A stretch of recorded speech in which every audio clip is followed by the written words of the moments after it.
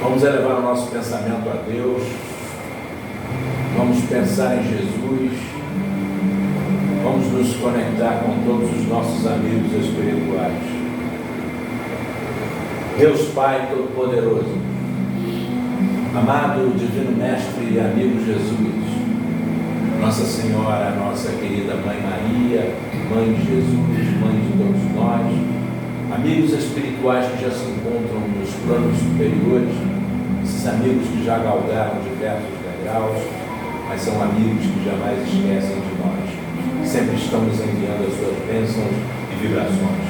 Assim como todos esses espíritos amigos que estão aqui conosco, à nossa volta, na nossa mesma faixa vibratória, que também vieram aprender, assim como também vieram para nos ensinar e orientar. Senhor Jesus, muito obrigado por essa oportunidade que estamos tendo hoje, aqui, nesse momento. Que a tua luz penetre em todos os cômodos desta casa, envolva esta casa com a tua paz, a tua luz e com a tua consolação, mas que esses benefícios não fiquem somente para nós, que eles se espalhem pelo mundo e pelo universo afora, levando benefícios tanto para encarnados e desencarnados, estejam eles aonde estiverem, e que nós, Senhor, possamos fazer parte dessas equipes nas incursões do bem e da boa espiritualidade, que possamos ajudar no que for necessário, dentro do nosso conhecimento, dentro do nosso entendimento e dentro do que o Senhor Jesus nos permita realizar e assim colaborar na obra do Criador. Também te pedimos, Senhor, que ilumine a mente do nosso palestrante, que ele seja bem intuído pelos seus mentores e que nós possamos aprender um pouco mais com ele e levar esses conhecimentos para o nosso cotidiano e para o nosso dia a dia. Muito obrigado por essa oportunidade e te pedimos a permissão para dar início no nosso trabalho e assim também como pedimos permissão para o nosso mentor, o Papa Pio XII. Graças a Deus, que assim seja.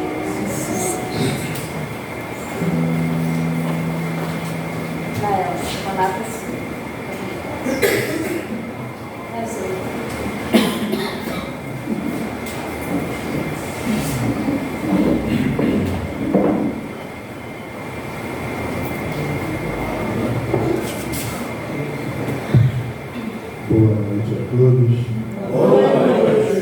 Que a paz do Mestre Jesus possa envolver os nossos corações nessa noite de estudos em torno dos ensinamentos que a doutrina espírita e os bons espíritos traz aos nossos corações, como forma de nós estarmos remodelando, reavaliando, estudando as nossas atitudes, estudando as nossas imperfeições, para que nos tornemos melhores como espíritos. Então, hoje, nós vamos falar sobre uma questão que é de suma importância para nós. Digamos assim, que seria até uma questão de vida ou morte, né? Se é que a morte só existe para o corpo físico, não existe para o ser eterno, para o espírito, para a alma, para o ser inteligente, para o nome que se dê. É sempre a mesma coisa, né? Então, dentro dessa visão, nós vamos ver que o corpo físico, para nós, é a referência na vida de encarnado. Todas as sensações, percepções, ou quase todas, se dão através do corpo físico. Audição, visão, olfato, tato, paladar, ou seja, nós vivenciamos, experienciamos o mundo físico através dos 5 sentidos. Todos nós sabemos que nós não somos só corpo físico, né? Nós temos um corpo físico, ou seja, nós estamos utilizando um corpo físico, assim como a gente utiliza uma roupa para sair de casa, né? Então, esse corpo físico é a nossa referência em relação ao mundo exterior, mas que existe também algumas outras percepções que para uns é mais fraca, sutil, mais leve, para outros é mais intensa, remediada, que é o sexto sentido. O que seria o sexto sentido? Seria esse sentido extracorpóreo, ou seja, o sentido que não participa dos 5 comumente que todos nós participamos. Todos têm essa percepção, uns mais, outros menos. Aqueles que têm menos, muito pouco, vamos dizer assim, eles quase não valorizam isso, porque é uma coisa tão assim desapercebida, ou muitas das vezes a pessoa até nem está muito ligada a essas percepções, acha que é coisa da cabeça dela, ou seja, uma coisa que ele sentiu ali que não tem nada a ver, mas que para alguns essas percepções, essas sensações são vivas, são reais, a ponto de tocar a pessoa, né? E a pessoa fica meio que sem saber como atuar diante de uma situação dessa. Então, essa sexta percepção, ou esse sexto sentido sensorial, não é do corpo físico, é da alma, é do espírito, é do ser eterno. Ok? Então, nessa questão, essa questão não participa do corpo físico. E aí nós vamos ver, junto à doutrina espírita, como que os espíritos, ou como que Kardec categorizou o homem encarnado, né? Como é que ele categorizou lá o homem encarnado? O homem é constituído de um corpo físico, biológico, de um corpo perispiritual e da própria alma. Então existe uma gradação, vamos dizer assim, para que o espírito possa atuar sobre o corpo físico, ainda que esse corpo não é seu, né? Para que serve o perispírito? O perispírito, ele é o intermediário, ele é aquele que liga o espírito ao corpo físico. Se a gente pudesse visualizar assim, o que é o espírito? Como coloca lá o livro dos Espíritos. Coloca de uma forma bem simplória, né? Até porque a gente não tem ainda formas de entender, a gente não tem discernimento para entender o que seria o Espírito realmente. Porque a gente sabe, colocou os Espíritos lá no livro dos Espíritos, que os Espíritos, em relação à sua forma, é uma chama, é um clarão. E ele é a inteligência, ele é a sede da inteligência, a sede do sentimento, das emoções e das sensações. Tá? Então, nesse conjunto aí, o que a gente vai ter? O Espírito, ele é algo que nós desconhecemos, certo? Ele não é matéria. Então, como que algo que não é material pode atuar sobre a matéria? Então a gente bota numa extremidade o ser espiritual, que não é matéria, e na outra extremidade a matéria física, o corpo físico. Como que esse espírito pode atuar sobre um corpo que ele não tem nenhuma analogia, ele não tem nada que ligue esse corpo? Ora, ele vai precisar de alguma coisa que ligue a ele, que faça uma ponte entre o espírito e o corpo físico. E quem faz essa ponte do corpo físico, do espírito com o corpo físico, é o perispírito, é o elo de ligação com o espírito. Nós entendemos o perispírito, né, algumas das vezes, como sendo um ser único, mas não é. O perispírito, ele tem divisões, ok? O que nós chamamos de perispírito, ou seja, o que nós entendemos muitas das vezes como sendo perispírito, é aquilo que está no seu exterior, é aquilo que os médios videntes veem, né? O médio vidente, ele não vê o espírito, ele vê o perispírito. Né? Eu vi, claro que ele não vai dizer assim, eu vi o perispírito do fulano desencarnado. Não, ele vai dizer, eu vi o fulano desencarnado. Né? Mas o que ele está vendo é o exterior, é o corpo perispiritual. Né? Então, além desse corpo perispiritual, existem outros corpos. Tá? E esses outros corpos, vamos dizer assim, está intimamente ligado ao espírito.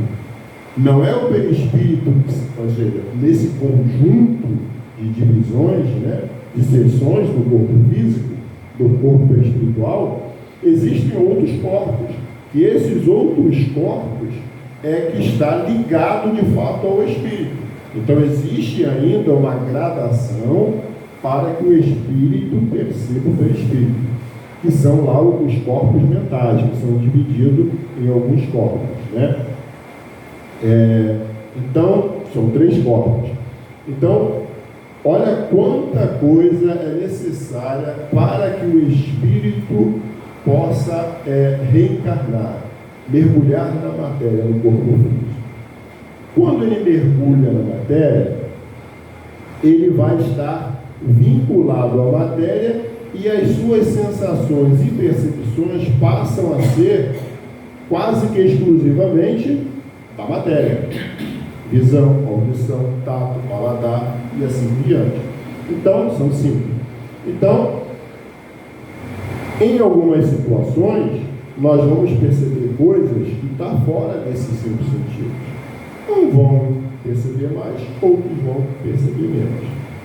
Então, a dor, o sofrimento, tudo isso advém do corpo físico. A dor localizada, estou com dor de dente, isso é do corpo físico. Estou com dor no rim, isso é do corpo físico. Ou seja, o corpo físico manda para o corpo perispiritual, o corpo perispiritual manda para o espírito e o espírito vai dizer, estou com dor. Mas na verdade quem está com dor é o corpo. Mas se eu estou vinculado ao corpo, estou sentindo a dor do corpo, né? Então eu posso dizer, eu estou sentindo dor no fígado, sem problema nenhum, né?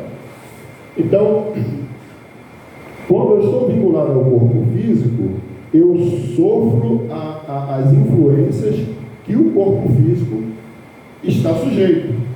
Calor, frio, né? Sensação de queimar a mão, sensação de gelar o braço, se eu estou numa região muito fria, ou mexendo com coisas muito frias, muito geladas. Então, tudo isso vem do corpo físico. Beleza? E quando eu estou fora do corpo físico? Desencarnei. Me desliguei do corpo físico. Como é que serão essas percepções, essas sensações?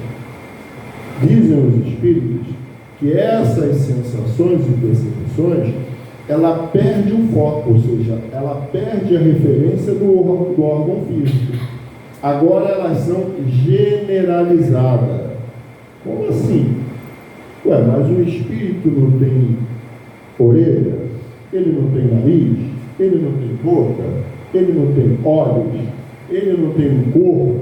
Tem. Mas essas percepções do espírito, elas não são circunstanciadas, elas não são localizadas, elas são generalizadas por todo o seu corpo espiritual, sem nenhuma analogia com o corpo físico, né? Porque a gente tem os órgãos físicos que nos dá referência, ou seja, que nos possibilita nós interagirmos com o mundo externo. Se eu perder a visão, eu estou cego, eu não vou enxergar mais nada, né? Por quê? Porque eu perdi o órgão referente à visão. Mas eu fora do corpo físico, isso para mim não tem importância. Muitas das vezes a gente vê um espírito, né, que é atendido no tratamento espiritual, e ele diz que está cego. Eu estou cego. Mas por que ele diz que está cego se ele não está mais no corpo físico? Ele podia estar cego no corpo físico, né? Que o olho lá estava defeituoso. Mas se ele saiu do corpo físico, por que então ele não fica ele não recupera a sua visão, né? Alguns até recuperam, mas a grande maioria não. Porque existe uma coisa que acontece conosco, que são os nossos referenciais. Quando encarnados, nós estamos sujeitos à ação do corpo e sobre a utilização do corpo. Então, tudo nosso é referente ao corpo físico.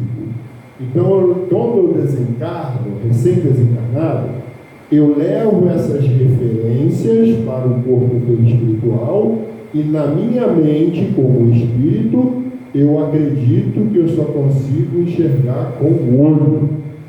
E como o meu olho estava defeituoso, eu não consigo enxergar. E se eu digo que eu não consigo enxergar, eu não enxergo. Entendeu? Então, como se desfaz isso?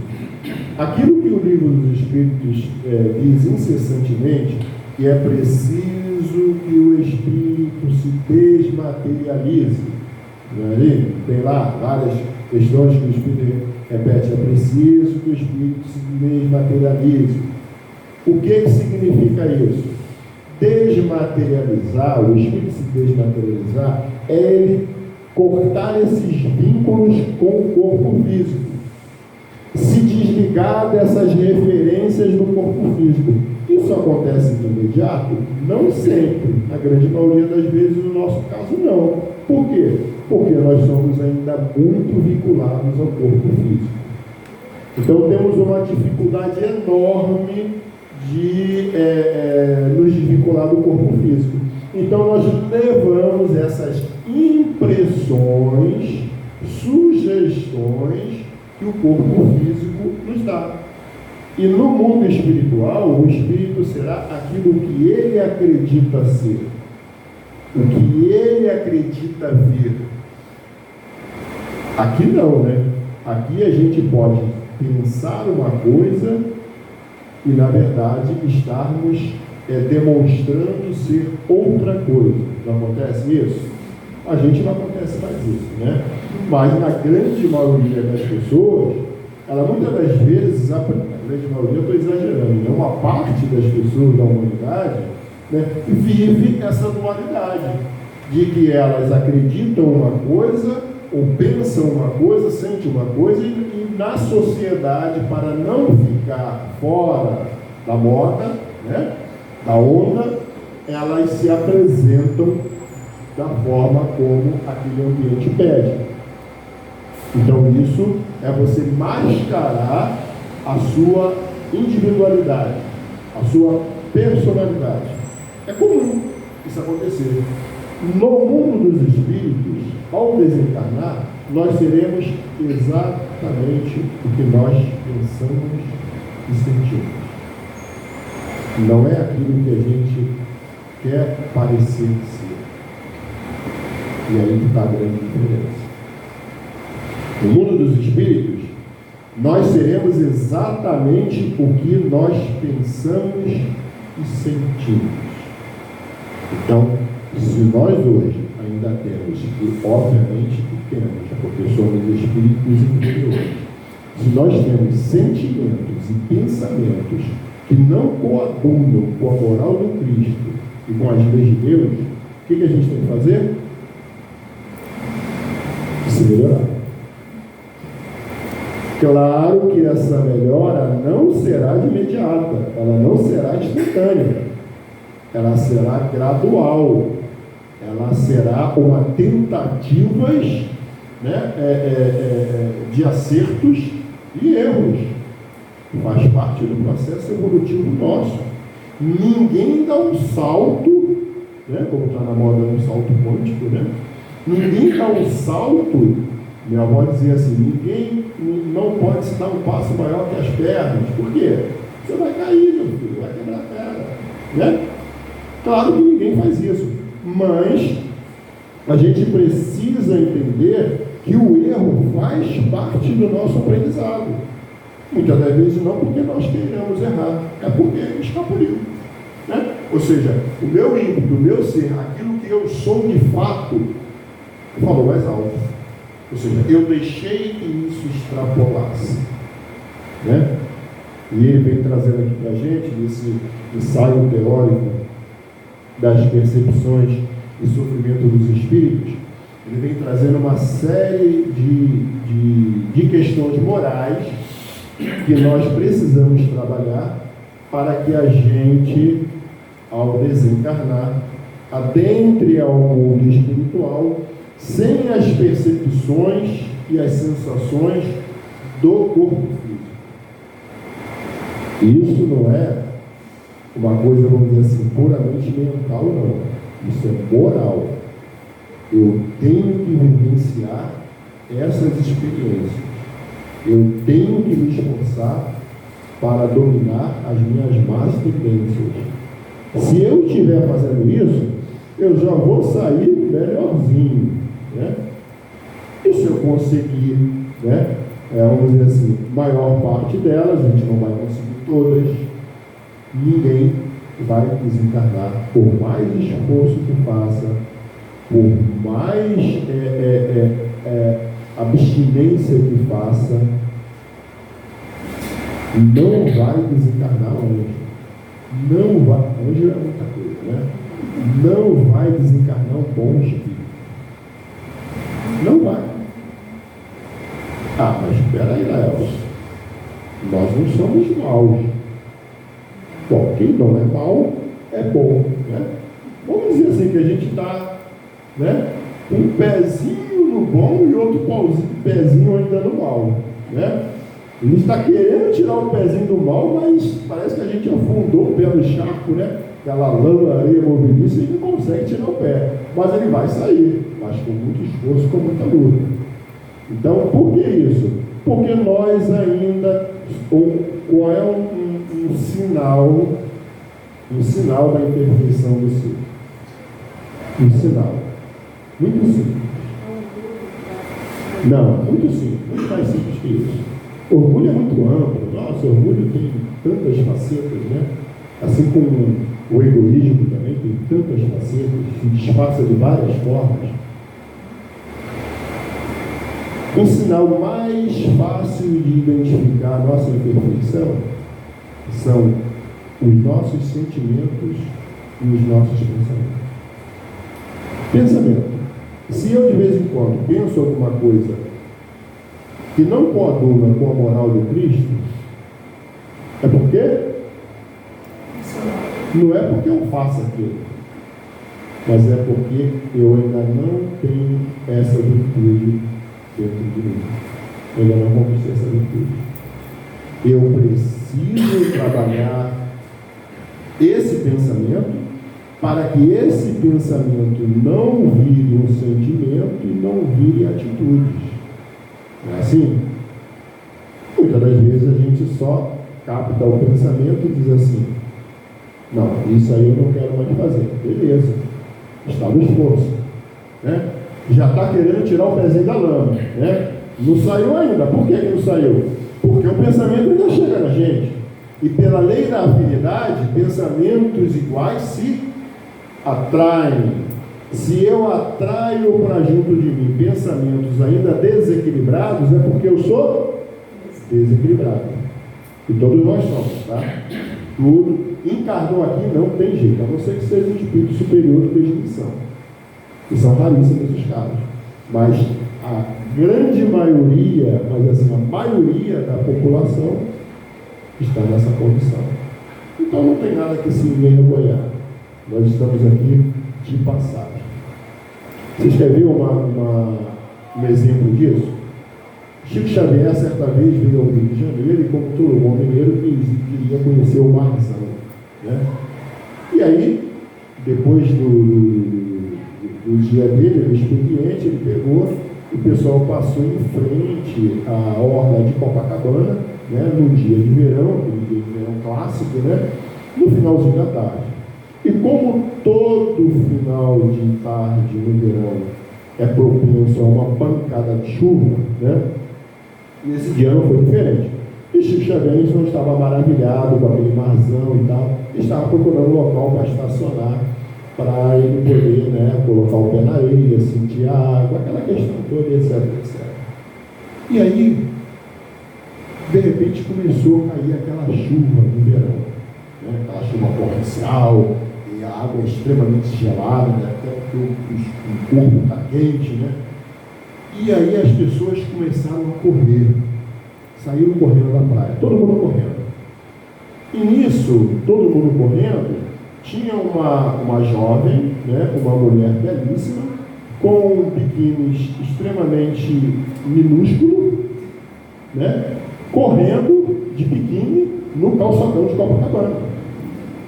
E o companheiro que estava ao lado de Chico Xavier, quando viu aquela cena, ele se ruborizou e olhou para o lado e falou assim: ai, Chico, então, querendo distrair a atenção do Chico, para que Chico não se chocasse em ver aquela cena de uma mulher nua, praticamente, né, correndo no calçadão de Copacabana. E Chico Xavier vira-se para o companheiro e fala assim: nossa, ela deve estar com frio, porque essa água da chuva de verão é muito gelada, coitadinha. Então veja só, na visão de Chico Xavier, ele não viu a mulher despida, até viu, mas ele não mudou aquilo, ele ficou preocupado se a mulher estava sentindo frio. E o outro não, o outro estava querendo desviar a atenção do Chico para que ele não visse aquela, vamos dizer assim, né, indecência, que para ele não era uma indecência. Então, isso é a diferença, né, de um ser que já conquistou no seu coração virtudes. A gente, quando olha para o outro e vê o mal do outro e critica o outro, é porque nós estamos olhando para um espelho e aquele espelho está refletindo em nós as mazelas que eu tenho dentro de mim. Aí eu intimamente, né, inconscientemente, eu espírito, digo assim: não quero mais vivenciar isso. Então o que eu faço? Eu ataco quem eu vencia. Como dizer assim: você está me lembrando de coisas que eu gosto, mas eu não quero mais isso me irrita. Por que irrita? Irrita porque você ainda tem aquilo dentro de você. Então a crítica, na verdade, é um ataque às coisas que vêm te lembrar daquilo que você ainda está propenso a fazer. Olha só como é que é complicado, né? Então, a partir de hoje, ninguém vai mais criticar ninguém, né? Deixa o outro lá errar, porque se eu ver o erro do outro, eu vou dizer assim: ó, como é que é a visão dos espíritos superiores em relação a nós? Eles até veem nossos erros, né? Mas o que eles veem efetivamente? Eles veem aquilo que a gente tem de bom. Porque se não fosse isso, eles não assinariam a nossa reencarnação. Isso aí não presta, aí não vale nada, simplesmente deixa isso aí morfando lá nos umbrais, né, grosso lá, para ele sofrer bastante. Não é assim? Não, ele olha para a gente e diz assim: vamos dar uma chance a ele? Mas ele não presta, não vai. Não, mas vamos, deixa voltar, vamos fazer o planejamento reencarnatório para ele, tem que ter a oportunidade de crescer, que trabalhe as suas imperfeições. Se não fosse assim, gente, a gente não ia encarnar. Não existiria espírito puro, né? Porque ninguém é encarnado, né? E é assim que Deus nos vê. Deus nos vê com aquilo que a gente tem de possibilidades de melhora. Não é nem o que a gente tem de bom. Possibilidades de melhorar. Se existe uma fagulha de possibilidade de melhora, vamos investir nisso. Ah, deu, mas foi lá e fez besteira. Dá de novo. Ah, mas fez de novo. Dá de novo. Vai chegar uma hora que ele vai. No livro dos Espíritos tem um termo que é muito expressivo. Ele diz assim: que o Espírito ele precisa chegar à saciedade. O que é saciedade? O que é se saciar? Você vai no banquete, né, no almoço de domingo. Aí está lá aquelas comidas, né, maravilhosas que você adora. Aí tem vários pratos. Aí você olha assim e fala assim: não, peraí, eu poderia simplesmente comer só um, né, na medida que eu consigo comer, que me satisfaça, e simplesmente parar. Eu faço isso? Não, eu quero um pouquinho de cada um. né? Porque eu quero experimentar todos, né? E aí o que acontece? Quando eu não consigo mais comer, que eu estou saciado, ou seja, eu estou farto, né? Não consigo mais comer, aí eu digo assim, agora eu estou satisfeito. Ou seja, agora eu estou saciado. E o Espírito é assim. Ele precisa vivenciar a mesma experiência, muitas e muitas vezes, até sabendo que aquilo vai causar dor e sofrimento nele. Mas não interessa, no momento que ele está vivenciando, ele quer se saciar daquilo. No momento que ele se sacia, aí ele vai dizer assim, agora sim, agora eu estou realizado. Aí volta para o mundo espiritual. Sofre para burro, né? Não sei se o povo sofre, fica essa expressão. Deve sofrer, né? Deve ser cada vida, mas ele gosta de fazer o que faz, né? Mas tudo bem. Ele sofre muito. E aí volta para o corpo físico. Aí vai vivenciar as mesmas experiências, porque se você não passou nas provas, vai repeti-las. Volta a vivenciar aquelas mesmas provas. E aí o que acontece? Voltando para o corpo físico, ele esquece, tem a bênção do esquecimento. E aí o que acontece? Ele vai ser provado naquilo que ele se determinou no mundo espiritual. Mas o que acontece? Ele erra tudo de novo. Faz tudo a mesma coisa. Volta para o mundo espiritual. E aí o que acontece? Sofre de novo. Volta para a vida física, para vivenciar as mesmas experiências que ainda não conseguiu provar que superou. E isso vai até ele dizer assim, ó, estou cheio disso. Não quero mais sofrer. Chega. E a gente isso não dá mais nada, não dá em nada. Ou seja, ele precisa interiorizar esse sentimento nele, para que ao reencarnar ele volte com essa intuição. Ele vai se deparar diante de uma situação comprometedora e vai dizer assim, não vale a pena, não quero mais vivenciar isso. E aí ele se afasta. Isso em todos os campos das paixões humanas. Então ele precisa se saciar primeiro. Então não julguem aquele que ainda está na fase da saciação, porque nós ou ainda estamos passando por ela, ou já passamos. E faz parte do processo de aprendizado do Espírito.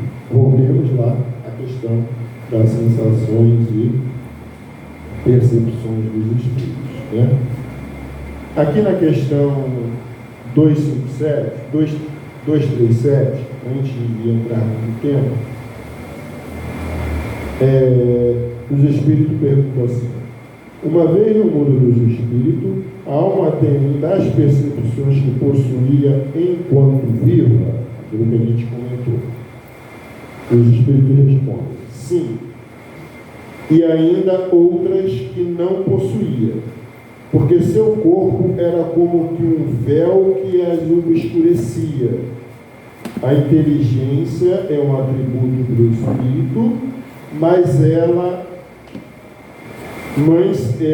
mais livremente se manifesta quando não tem entraves. Então, olha só, o corpo físico é a nossa proteção como encarnado. Quem aqui já sonhou que estava sendo perseguido por alguém ou por um animal feroz? E o que fez quando se viu nessa situação? Voltei correndo. Por quê? Porque intuitivamente o corpo é o nosso abrigo, é a nossa fortaleza. O corpo eu estou protegido. Agora, nossa, ainda bem que eu fui um pesadelo, né? Será que foi? Né? Porque a gente volta para o corpo, porque a gente podia ir para qualquer lugar, né?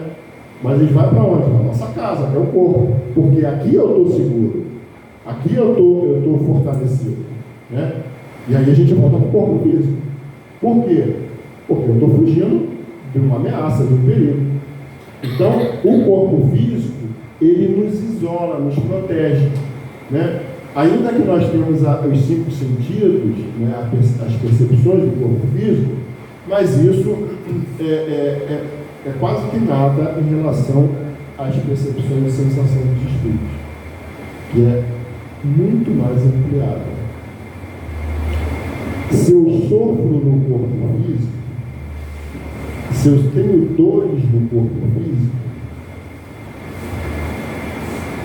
e se eu desencarno e volto para o mundo espiritual com essas dores, eu continuo sentindo essas dores, só que de forma ampliada, muito mais forte, muito mais intensa do que no corpo físico. Então, onde é melhor sofrer? Onde é melhor ter dor? No corpo físico. Ainda que elas sejam insuportáveis, é melhor estar no corpo, porque se desencarnar, vai sofrer mais. É claro que existe, outras situações, mas em linhas gerais é isso que acontece.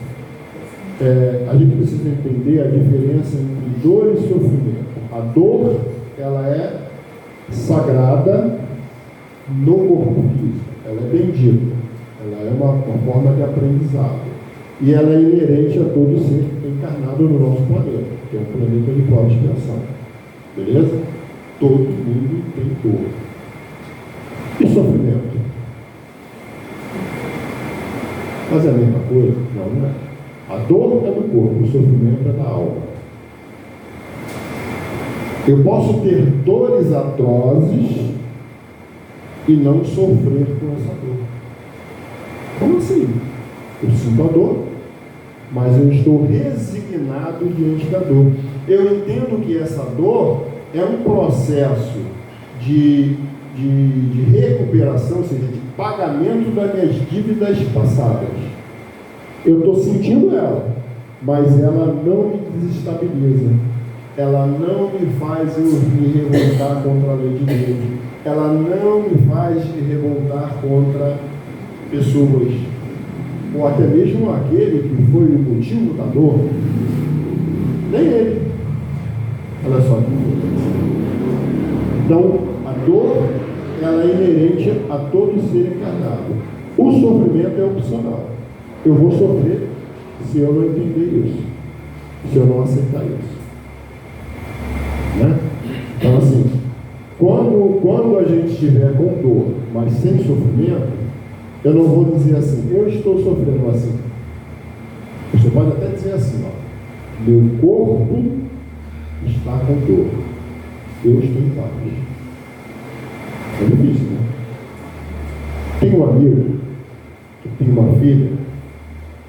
Essa filha morreu aos 7, 8 anos de idade. Ela nasceu com uma doença congênita que levou ela aos 7 anos de idade a uma doença e fatalmente iria ao desencarne como foi. Cerca de 8, 9 anos, acho que 8 anos ela desencarnou, né? E a família, naquele processo, isso levou alguns anos, um ano e pouco, quase 2 anos, a família, ela internada na UTI, aquela situação toda, e os pais ali, revezando e tal. E os pais sofreram, os pais espíritas de berço, nasceram dentro da casa espírita, parece que o parto foi dentro da casa espírita, nasceram dentro da casa espírita. E eles sofrendo com a dor da menina. A menina de 7 anos de idade, 8 anos, dizia assim para o pai: pai, não sofra, eu estou bem. Eu vou voltar para o mundo espiritual, eu vou voltar para Jesus e vai ficar tudo bem. Uma menina com dor, uma criança com dor, acalentando os pais para que eles não sofram com a dor dela. Ela com dor, ela não estava sofrendo, mas os pais estavam sofrendo, espíritas,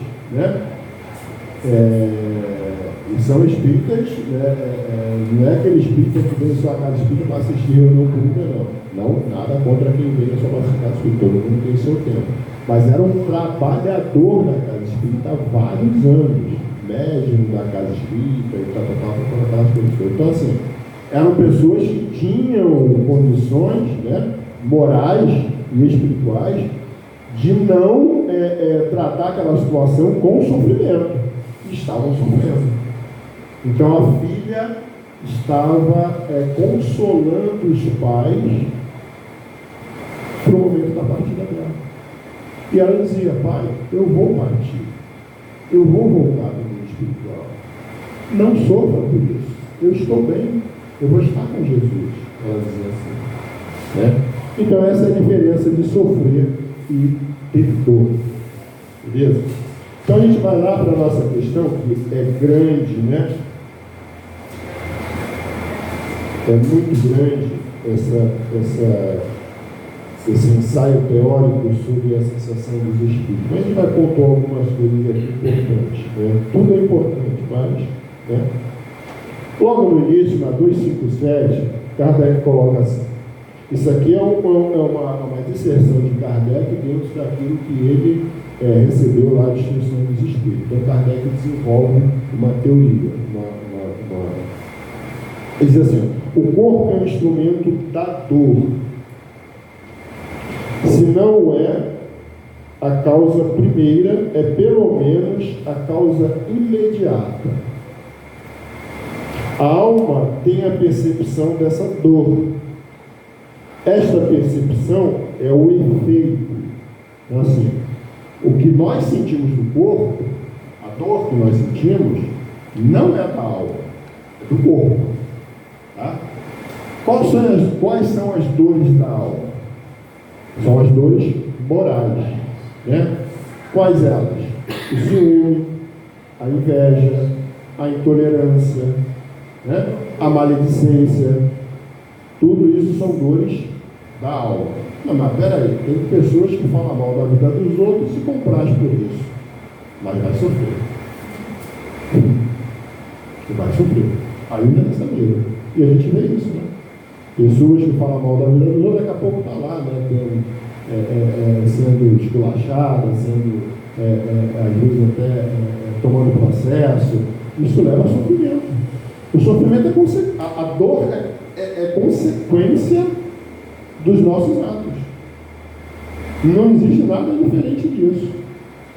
Então, a colheita ela é livre, mas o plantio, a semeadura é livre, mas a colheita é obrigatória. A gente vai colher. A gente já tem a opção, ó. A gente tem a opção de colher pela dor ou pelo amor. O que é colher pela dor? Colher pela dor a gente sabe, passar pelo mal que infligimos nos outros, né?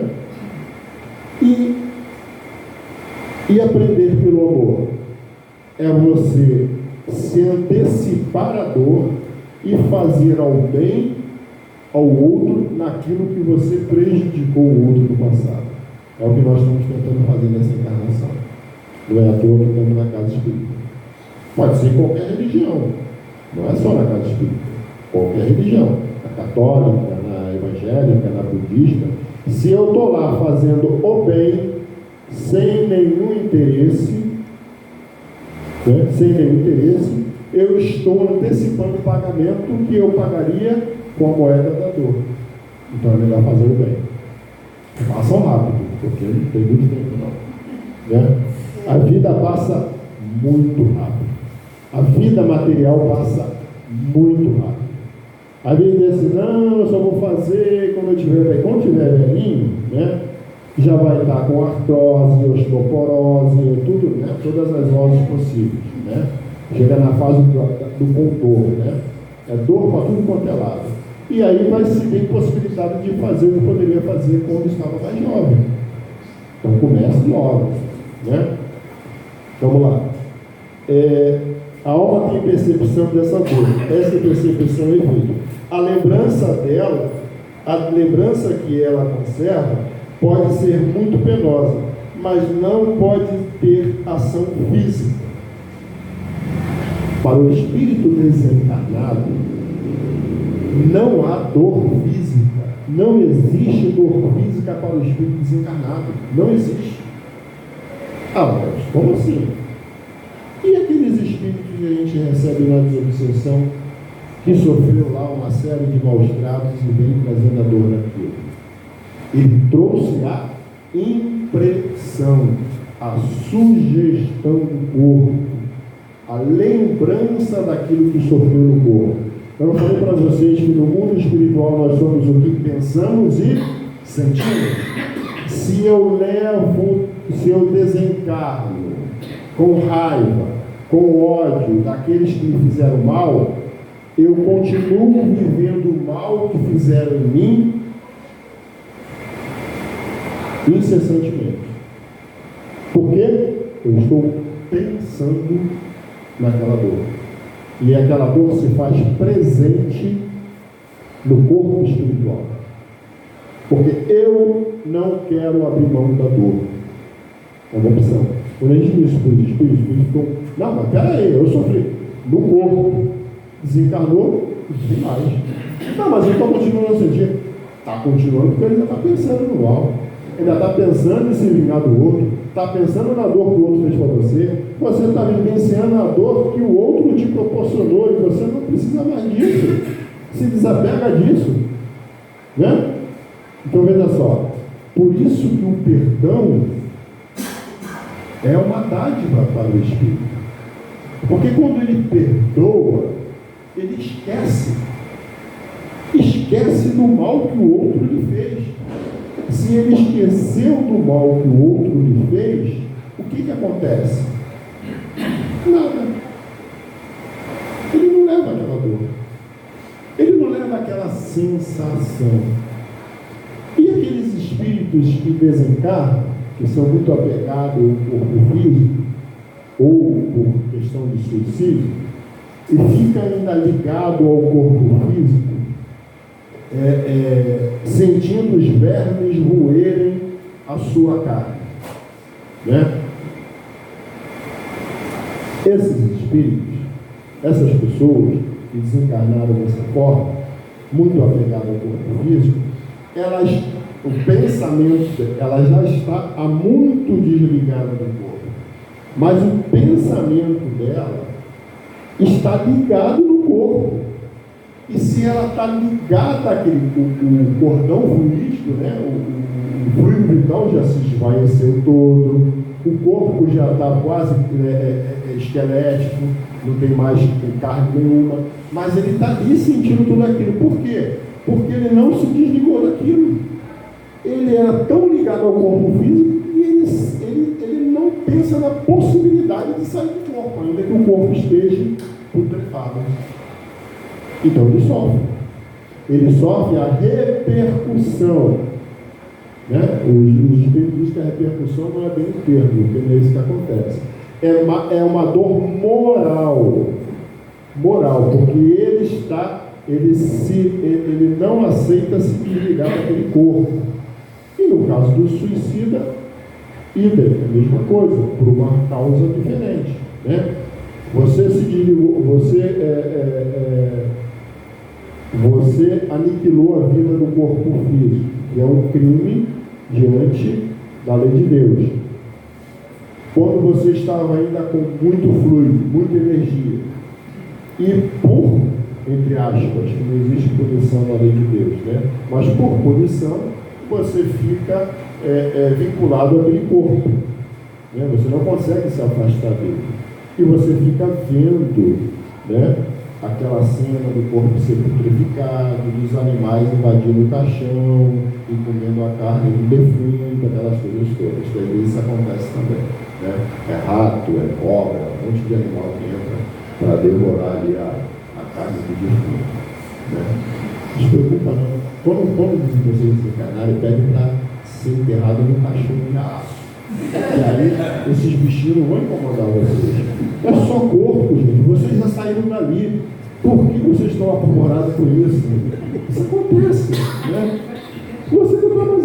A não ser que você é ligado o corpo, ele não quer sair do corpo, fica lá, né? Então, algumas das vezes, há necessidade do espírito ser resgatado no caixão. Existem alguns espíritos, né, que têm essa missão. Eles ficam nos cemitérios, fazendo guarda nos cemitérios. Fazendo guarda por quê? Porque no cemitério, quando o corpo lá é enterrado, é colocado, ele está com poucos dias, né, de morto, às vezes 24 horas, 48 horas, e o fluido vital ainda não foi de todo, né, desligado do corpo. E às vezes o espírito ainda está ligado ao corpo, está se desligando ainda.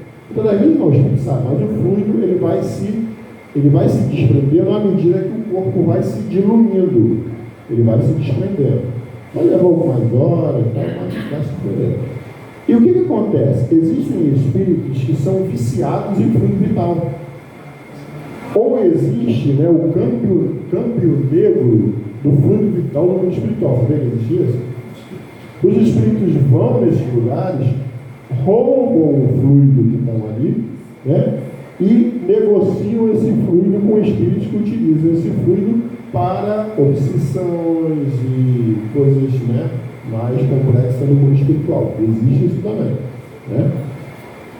E aí, o que acontece?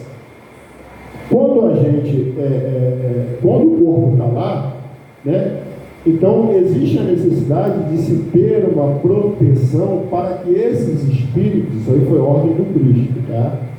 Porque alguns cemitérios, grandes cemitérios, não tinham essa proteção, os menores não, mas depois nem todos os cemitérios tinham. Uma proteção, mas não era tão intensa assim. Mas de uma década para cá, houve a ordem de que esse intercâmbio, esse câmbio negro, vamos dizer assim, né, da comercialização do fluido vital, ele foi bloqueado, porque todos os cemitérios, graças a Deus, né, todos os cemitérios têm essa proteção. Então foi criada essa proteção em todos os cemitérios. Chico Xavier, certa vez, quando adentrou ao cemitério, ele viu um espírito que ele denominou como guardião do cemitério. E ele cumprimentou esse espírito. E esse espírito reverenciou ele, né? Que alguns podem se arrepiar, tá? Mas quem é esse guardião que estava lá no cemitério? Quem é esse espírito? Vamos comparar assim, não uma analogia muito bem feita, mas vamos dizer assim, quem é que de encarnado trabalha no cemitério? É o coveiro. O pessoal da administração fala, o coveiro. O coveiro é uma pessoa simples, né? A pessoa que está lá fazendo o trabalho dela, ganhando o dinheiro dela, então sustentando sua família, e está lá fazendo aquele trabalho. É um trabalho, para muitos, né, impraticável, mas eles estão lá fazendo isso. E quem é que está fazendo no mundo espiritual esse trabalho? Não comparando, não fazendo uma comparação, tá, gente? Só para a gente entender. São os espíritos denominados de caveira, Exus caveiras. São eles que fazem a proteção dos cemitérios.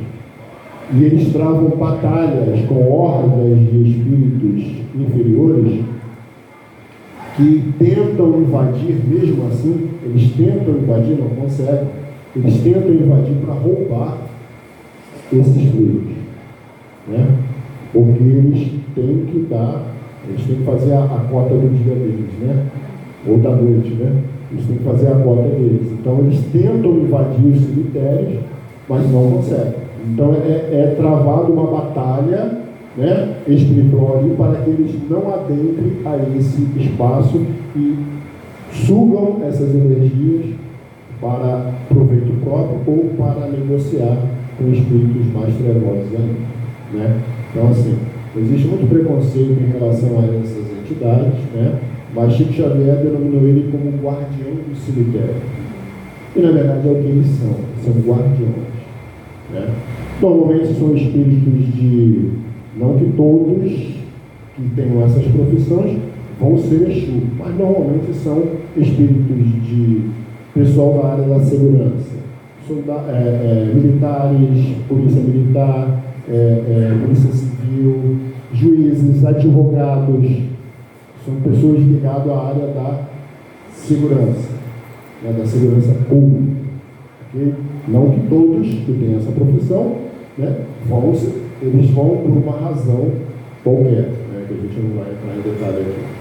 Então, essas percepções e sensações dos espíritos, né, elas são generalizadas no corpo espiritual e o espírito leva as sensações do corpo se ele quiser levar. Se ele não conseguir se... Agora isso, gente, não adianta você dizer, não, veja, quando eu desencarnar eu vou fazer isso. Não vai.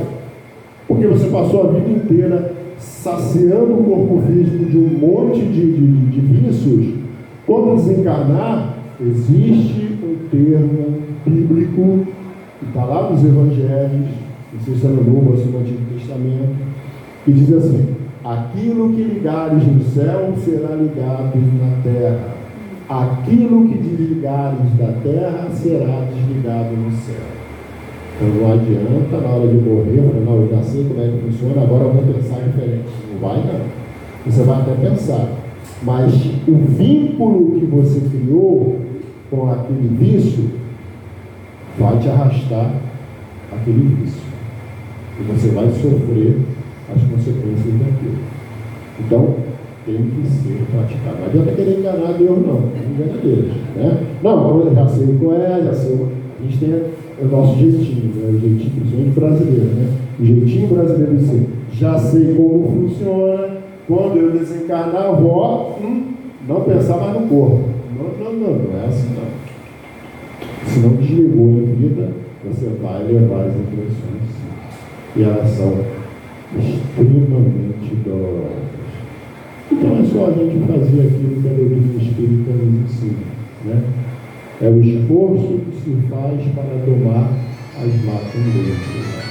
Não é domar as más tendências, é o esforço.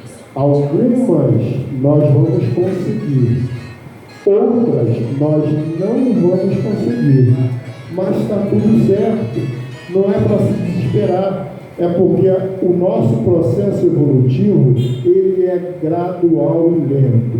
Kardec usou um termo que caracteriza isso muito bem: a natureza não dá salto, e nós somos partes da natureza de Deus, e nós não damos salto. Nós temos que passar pelo processo evolutivo. Estou no esforço? Estou melhor do que antes, com certeza. Né? Então, que o Senhor Jesus envolva os nossos corações nessas vibrações de paz, de esforço para domar as nossas más tendências e para que a gente possa estar ainda nessa encarnação buscando vivenciar aquilo que a doutrina espírita traz para a gente como um caminho seguro para o nosso desencarne tranquilo, equilibrado. E ao retornar ao mundo espiritual, levarmos sim, que vamos levar algumas dores, porque isso faz parte do processo de desapego, né, da desmaterialização do espírito, mas que ela seja breve, seja curta, né, e que a gente não fique se arrastando por meses, anos, né, sofrendo em relação ao corpo físico. Que a paz do Cristo possa então envolver os nossos corações e que a gente se sinta sempre motivado ao bem. Graças a Deus.